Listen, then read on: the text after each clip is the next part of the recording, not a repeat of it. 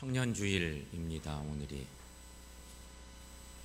청년주일은 1953년도 우리 교단의 시작과 함께 시작된 아주 의미 있는 주일입니다.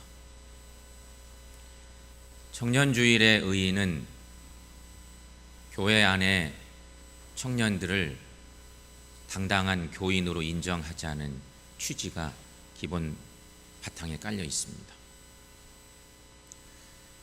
청년주일은 또한 예배하는 우리들도 건강한 청년의 신앙을 갖자고 하는 그런 의도가 있습니다.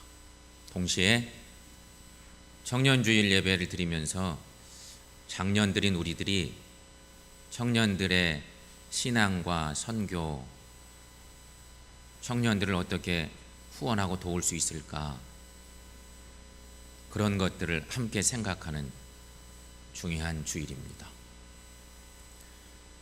바라기는 오늘 예배를 드리면서 우리 모두가 청년들에 대한 애정과 관심을 더욱더 쏟아낼 수 있는 우리 모두가 될 수 있기를 축원합니다. 오늘날 한국 교회의 위기, 그 위기에 대한 우려들이 많습니다.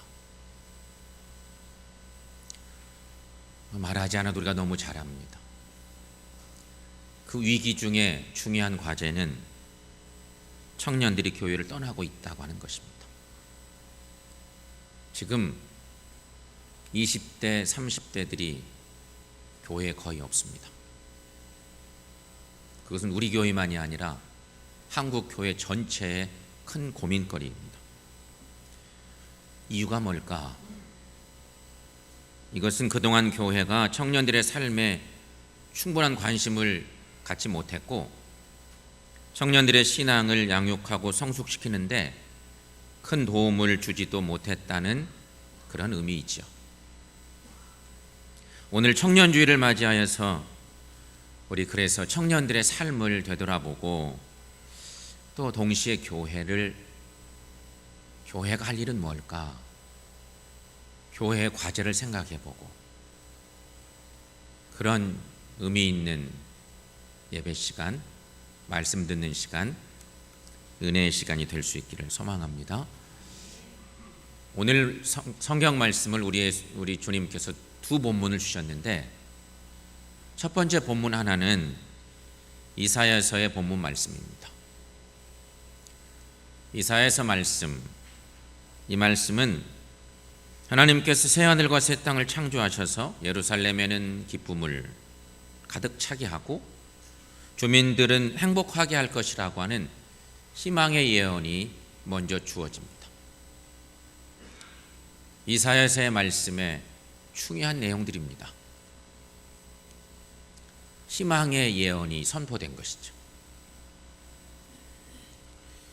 그러나 여러분, 이런 희망의 예언 속에는 예언이지 않습니까? 예언이 들려지던 이스라엘 현재 상황은, 구약의 현재 상황은 이스라엘의 현실이 얼마나 힘들고 괴로운지를 역설적으로 드러내는 것입니다. 지금 너무 힘들어요. 그 힘든 상황에 하나님께서 희망의 메시지를 선포하신 거죠. 오늘 본문을 그래서 뒤집어 읽어보면 이런 내용들로 읽어볼 수가 있는 거죠. 지금 사람들의 형편은 매우 열악합니다. 특별히 이스라엘의 현실이. 몇 날 살지 못하고 죽는 아이들이 있고 노인도 제 수명을 다 채우지 못하고 내가 지은 집에 남이 버젓이 들어와 살고 내가 수고하고 땀 흘려 지은 것을 내가 못 먹고 남들이 와서 다 먹어버리고, 이것이 이스라엘의 현재 상황이었습니다. 열심히 애써 수고하는 것은 남의 처지가 되기 때문에 삶이 허무하고 가족들과 후손들은 도리어 재난을 당하고 있습니다. 하나님을 목 놓아 불러도 별 반응이 없는 듯하고 사방에 이리와 사자들이 가득해서 늘 목숨의 위협을 느끼며 제 수명을 다 살지 못하고 죽는 아이가 수두룩하다는 사실을 우리는 유추해 볼 수가 있는 그런 말씀이고, 그런데 그것이 이스라엘의 암울한 상황에 희망의 메시지로 선포된 것이죠. 목숨 부지하며 살긴 하지만 매일매일이 괴로움의 연속이요 마치 지옥 생활하는 것 같은 현재 이스라엘의 상황. 그때 하나님은 희망의 예언의 메시지를 선포해 주신 것이죠. 오늘날 이 땅의 청년들이 우리 사회를 일컬어 많이 들어보셨죠? 헬조선이라고 한답니다. 헬조선. 헬이라고 하는 말은 지옥이란 말이에요. 영어로 헬조선. 한국이 지옥에 가깝고 전혀 희망이 없는 사회라는 의미로 그렇게 부르고 있다고 해요. 이 헬조선이라는 말은 2015년 8월에 한겨레 경제사회연구원이 진행한 청년 의식 조사에서 청년들이 보인 반응이기도 했습니다. 헬조선, 청년들이 어른들보다는 훨씬 민감한 사회 현상을 읽어내지 않습니까? 감각 있게. 오늘날 이 한국 사회를 그렇게 읽어낸 것이에요. 그렇다면 새해를 맞은 2017년을 보내는 지금은 우리나라 상황이 좀 나아졌을까? 그렇지도 않은 것 같죠? 2016년 말 조사에 의하면 현재 한국의 청년들의 63%가 자신들의 삶이 불안하다고 대답을 했습니다. 2015년 청년들은 52.5%가 그렇게 느꼈다고 얘기했다는데, 그러고 보면 해가 갈수록 청년들은 더 불안한 마음이 커지고 있다는 반증인 거죠. 이런 청년들에게 물었습니다. 다음 대선에 출마한 후보들에게 무엇을 집중적으로 기대하느냐. 대선 후보를 선택할 때 중요하게 고려할 과제들이 뭐냐 물었답니다. 그랬더니 청년들이 여러 가지를 대답했습니다. 불평등 완화를 위한 복지제도를 확충했으면 좋겠다. 검찰, 국가정보원 등 권력기관 개혁이 확실히 일어났으면 좋겠다. 정경유착 근절 등 경제개혁이 있었으면 좋겠다. 경기부양 등 경제 활성화가 되었으면 좋겠다. 청년 일자리 등 미래 해법이 정확하게 제시됐으면 좋겠다. 이게 청년들이 요구하는, 기대하는 내용들이었습니다. 그런데 가장 압도적인 대답 하나가 또 있는데, 그것은 우리 사회의 근본적인 변화를 위한 정치개혁이 일어났으면 좋겠다. 60.1%에 해당하는 내용들이 정치개혁이 중요하다고 주장했다는 거죠. 지금 청년 10명 중에 6명은 우리 사회가 근본적으로 변화되기를 기대하고 있다는 얘기입니다. 이런 때에 우리는 지금 또 청년주일 예배를 드리고 있습니다. 우리 교단의 역사와 함께하고 있는 청년주일. 이 청년주일에 주시는 하나님 말씀 속에서 우리가 뭘 생각해야 될까? 교회는 무엇을 해야 하는가? 그런 질문과 동시에 그 답은 회개와 참된 복음의 전파가 필요하다고 하는 것입니다. 오늘 예수님께서는 우리들에게 두 가지를 요청하고 계십니다. 마가복음 그 유명한 본문에서 주님은 우리에게 두 가지를 요청합니다. 회개하라, 복음을 믿으라. 예수님의 첫 선포의 핵심은 그것입니다. 회개하라, 복음을 믿으라. 여러분, 회개가 먼저 있어야 복음을 받아들일 수가 있어요.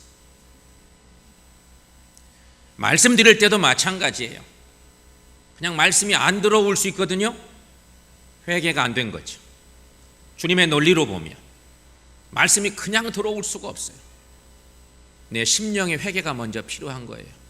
그래야 생명의 말씀이 내게 들어오고 내 마음속에서 잘 자랄 수가 있는 거예요. 주님은 회개하라고 먼저 말씀하시죠. 회개하라는 말은 이전에 가지고 있던 모든 가치관을 성찰하고 하나님의 뜻에 합당한 길로 돌이키는 것을 회개라고 말합니다. 바울 사도는 로마서 12장에서 이런 말씀을 전했죠. 한번 읽어봅니다. 로마서 12장에 있는 그 유명한 말씀 함께 읽습니다.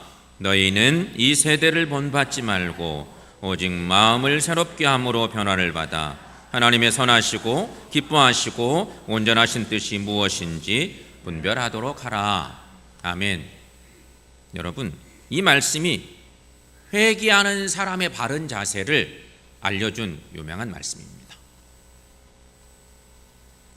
우리가 예수님을 나의 구세주로 고백합니다. 구원의 교리가 확실하고 정말 말씀대로 잘 살아가는 것 같아도 건강한 신앙생활을 위해서는 우리 심령의 회개가 먼저 있어야 되는 건데, 예수님은 회개하라. 바울도 오늘 로마서 말씀처럼 이렇게 말씀 주신 것이, 오늘날 다시 우리에게 회개가 필요한 이유가 뭘까? 그 이유는 한국 교회가 주님의 뜻을 제대로 살아내지 못했기 때문입니다. 특별히 새하늘과 새 땅을 창조하시는 하나님의 뜻을 따라 그동안 교회가 사회 불의에 대해서 하나님의 정의를 실현하려고 얼마나 노력했는지 회개할 일이라는 것입니다. 사회의 양극화 현상 갈수록 심각해집니다. 가진 자 상위 1, 2%는 돈을 쓸 데가 없어요. 돈을 막 뿌리고 다니는 것처럼 허랑방탕한 삶이죠. 이 어려운 시대에도 그렇게 살아요. 그러나 정말 가난한 사람들은 살아남기가 너무 어려워. 사회 양극화 현상과 돈을 신으로 섬기는 자본주의가 극대화되어 갈 때 교회는 뭐하나? 교회조차도 성장과 물질주의에 빠져서 번영신학의 뒤를 쫓는 것은 아닌지 회개할 일이라는 것입니다. 그래야 교회가 청년들의 그 자괴감에 빠진 그 어려운 상황들을 보듬어 안을 수 있는 일말의 작은 단초라도 마련할 수 있다는 것이죠. 지금은 회개할 때입니다. 이 땅을 살리기 위해서는 우리가 회개할 때라는 거예요. 주님은 이어서 또 말씀하십니다. 복음을 믿으라 말씀하세요. 우리 주님이 말씀하십니다. 복음을 믿으라 말씀하세요. 여러분, 우리에게 복음은 어떤 소식일까요?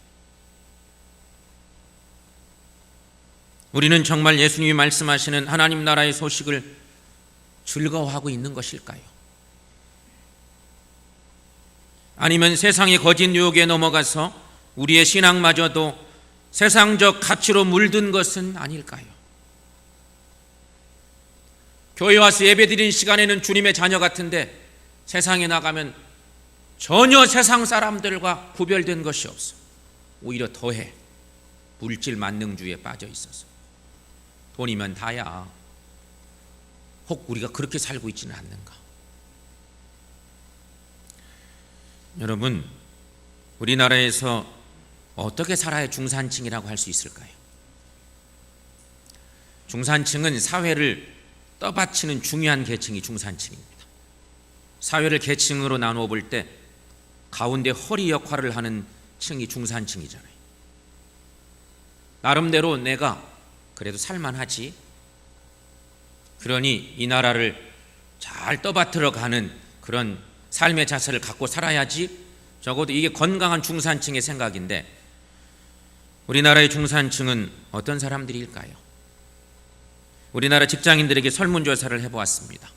직장인들이 대답한 현재 2017년을 사는 이 시대의 한국 사회 중산층은 이런 거라고 직장인들이 쏟아놨습니다. 그들은 말합니다.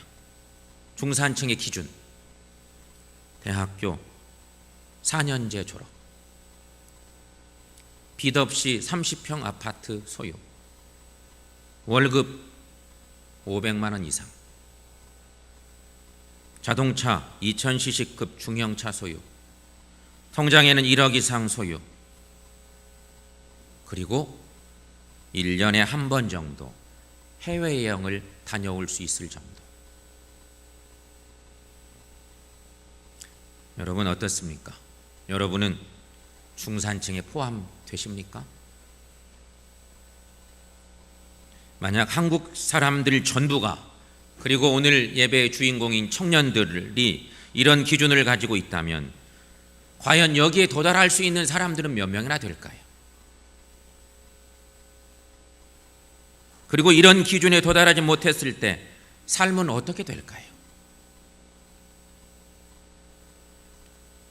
우리도 모르는 사이에 너무 물질적으로 우리의 모든 가치 기준이 쏟아져 가버린 거예요. 브레이크가 없이 돈 하고 사회가 그렇게 간 거예요. 그래서 이런 현상이 나타나 있는 거죠. 그렇다면 여러분, 세계의 다른 나라들은 중산층에 대한 어떤 기준을 가지고 있을까요? 다른 나라 뭐 다 말할 수는 없지만 영국의 경우 옥스퍼드 대학이 제시한 중산층 기준은 이렇답니다. 첫째, 페어플레이를 할 것. 페어플레이, 운동 경기에서는 페어플레이 많이 들어봤죠? 공정한 경쟁, 페어플레이입니다. 뒷돈거리 안 하고 뭐 이런 거죠. 페어플레이를 할 것. 둘째, 자신의 주장과 신념을 가질 것. 셋째, 독선적으로 행동하지 말 것. 넷째, 약자를 두둔하고 강자에게 대응할 것. 다섯째, 불의, 불평, 불법에 의연히 대처할 것. 영국의 경우 중산층의 기준입니다. 미국의 경우, 미국은 공립학교에서 중산층은 이런 사람들이어야 된다고 가르친다는데, 미국의 경우는 이렇습니다. 첫째, 자신의 주장에 떳떳할 것. 둘째, 사회적 약자를 도와줄 것. 셋째, 부정과 불법에 저항할 것. 그리고 그 외에 테이블 위에 정기적으로 받아보는 비평지가 놓여 있을 것. 사회를 비평하는 잡지 하나 정도는 늘 놓여 있어야 된다. 성도 여러분, 중산층에 대해서 어떻게 생각하십니까? 한국은 전쟁 이후 가난을 극복하는 과정에서 부자 되세요가 소원이었습니다. 그래서 상당히 오래전 무슨 카드에서도, 카드 회사 선전할 때도 부자 되세요, 그것이 또 요새도 히트를 쳤어요. 전쟁 이후에 우리는 너무 못 살았기 때문에 배불리 먹고 부자 되는 것이 소원 중에 소원이었습니다. 그 덕담이 좋긴 한 것인데 그 덕담 따라 살다가 참된 윤리와 사람됨은 휴지조각처럼 다 버렸습니다.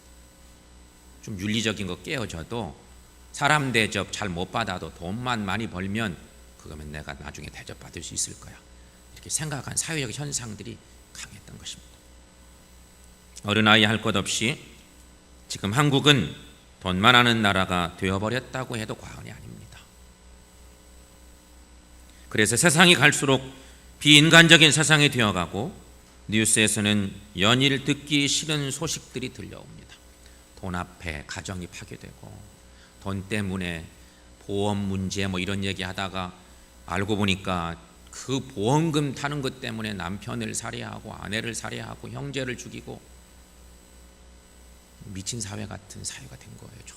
정말 안타깝죠? 돈 때문에 너무 한쪽으로 쏟아져. 그런 시대에 터질 것이 터졌어요.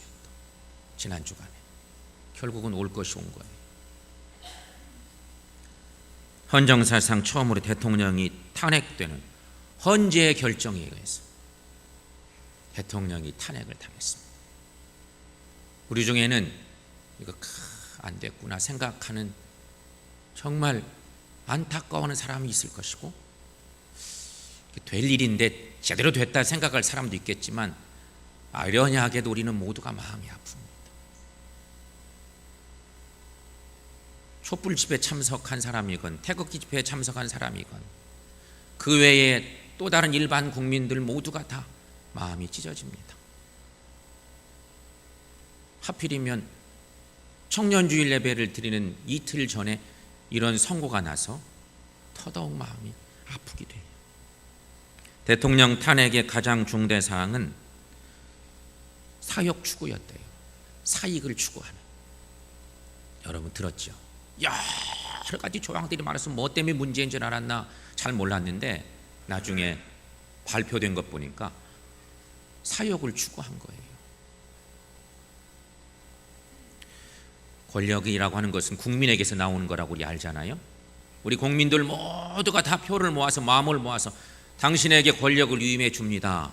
그래서 그 권력이 국민으로부터 나오는 권력을 대통령이 쥐었는데 대통령이 정치를 하는 사이에 그 권력을 가지고 내가 잘 아는 누군가의 사적인 이익을 위해서 밀어줘.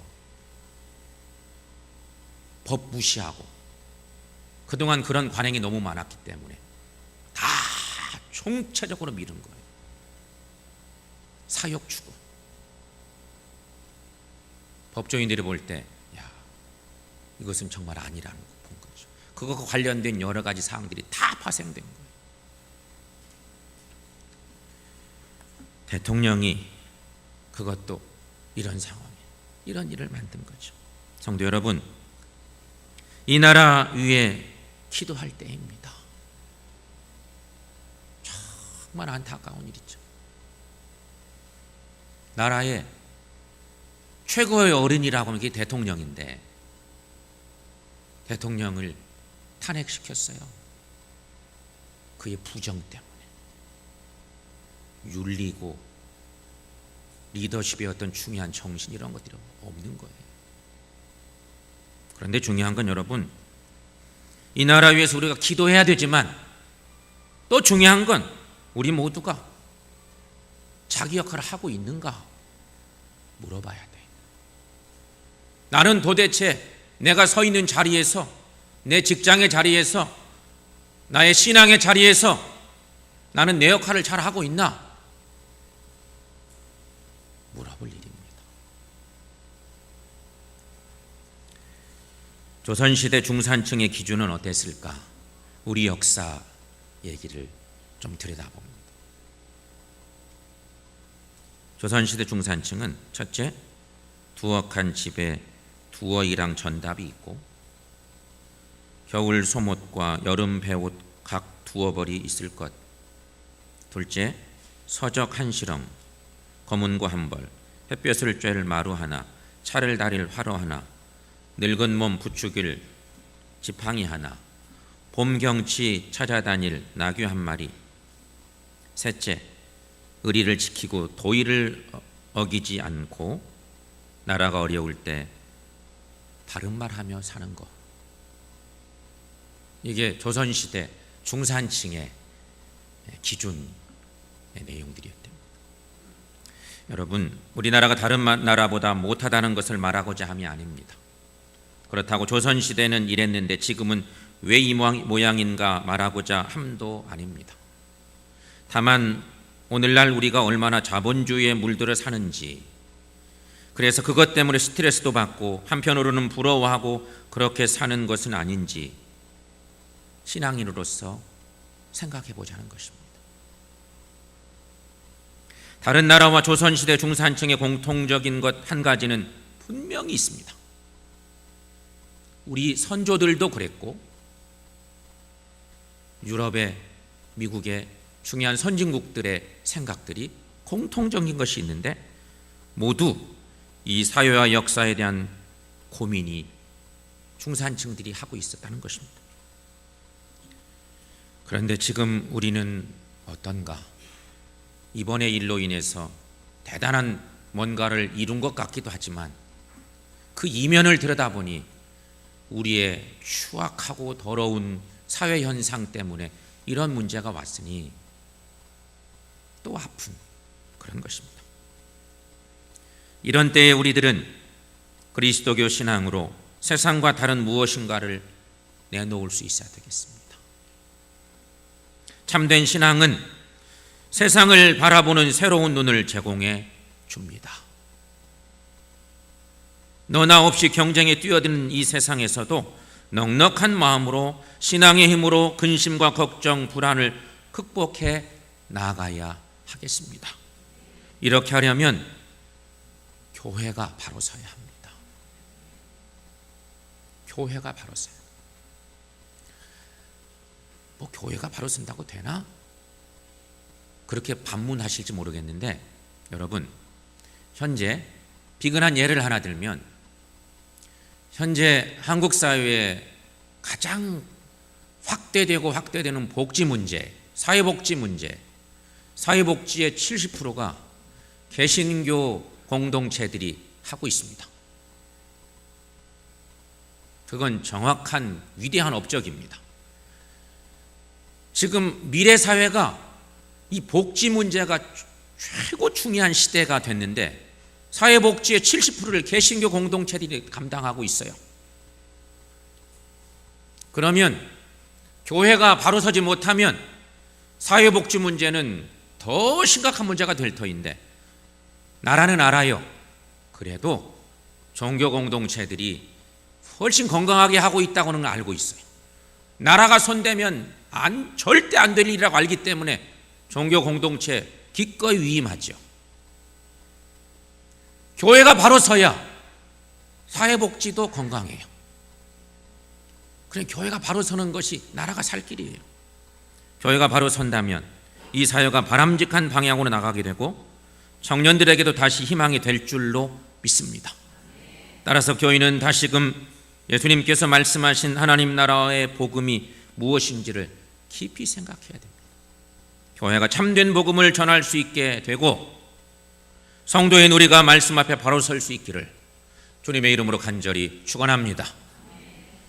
두 번째, 누구에게 희망을 걸 수 있는가? 우리가 희망을 걸 수 있는 분은 오직 한 분, 새하늘 새 땅을 만들어 주신 예수 그리스도이십니다. 오늘 본문 마가복음에서 예수님은 세례 요한이 잡힌 후에 갈릴리로 오셔서 하나님의 복음을 선포하십니다. 예수님께서 세례 요한의 뒤를 이어서 예언자의 사명을 감당하실 뿐만 아니라 예루살렘이 아닌 이방인의 갈릴리 지역에서 새로운 운동을 펼치신 것입니다. 사랑하는 청년들에게 권고합니다. 우리에게 시간은 매우 소중합니다. 무척 힘들고 어려운 시간들을 보내고 있다는 것 너무도 잘 알고 있습니다. 그러나 여러분에게 주어진 이 시간을 약이 되는 시간으로 보내시기를 바랍니다. 우리는 시간을 사용할 때 좀 더 진지해질 필요가 있습니다. 예수님께서는 어찌 하셨을까? 시간을, 청년 예수 시간을 어찌 쓰셨을까? 들여다볼 필요가 있는데, 예수님께서는 자신의 시간을 세례 요한에게 배우는 시간으로 사용하셨고, 그래서 요단강까지 가십니다. 세례 요한을 만나기 위해서, 그에게 세례를 받으시기 위해서 요단강에 가셨습니다.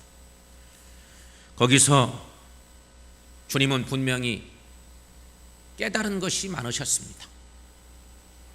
거기서 얻은 일종의 깨달음으로 이제 자신만의 사역을 감당하시기 위해서 예루살렘이 아닌 갈릴리를 선택하셔서 갈릴리로 가십니다. 당시 가장 좋은 자리는 예루살렘이었습니다. 근데 예수님은 예루살렘으로 가지 않고 정말 어려운 갈릴리를 택하셔서 가십니다. 그리고 예수님께서 하나님 나라의 복음을 힘있게 전할 수 있었던 이유는 뭐였을까? 그 어려운 형국에 힘있게 주의 말씀을 전할 수 있었던 이유, 그것은 첫째, 당신이 하나님의 아들이심을 아셨기 때문이었습니다. 동시에 주님은 하나님께서 자신과 늘 동행하신다는 사실을 믿고 사셨기 때문이었습니다. 성도 여러분, 그리고 청년위원 여러분, 우리는 그리스도인들이고 하나님의 아들, 딸들입니다. 우리 곁에 창조주 하나님이 계시고 우리에게는 우리를 구원해 주신 구원자 예수 그리스도께서 늘 함께 하십니다. 그러므로 우리가 참된 신앙 안에서 다시 한번 괜찮다, 힘을 내자라고 하며 일어설 수만 있다면, 그리고 우리와 동행하시는 예수 그리스도를 믿고 우리의 친구들에게 다시 시작해보자라고 말할 수만 있다면, 주님께서는 언제나 여러분에게 힘을 주시고 지혜와 용기를 주실 줄로 믿습니다. 사랑하는 청년 여러분, 힘을 냅시다. 한 번 더 시작해 봅시다.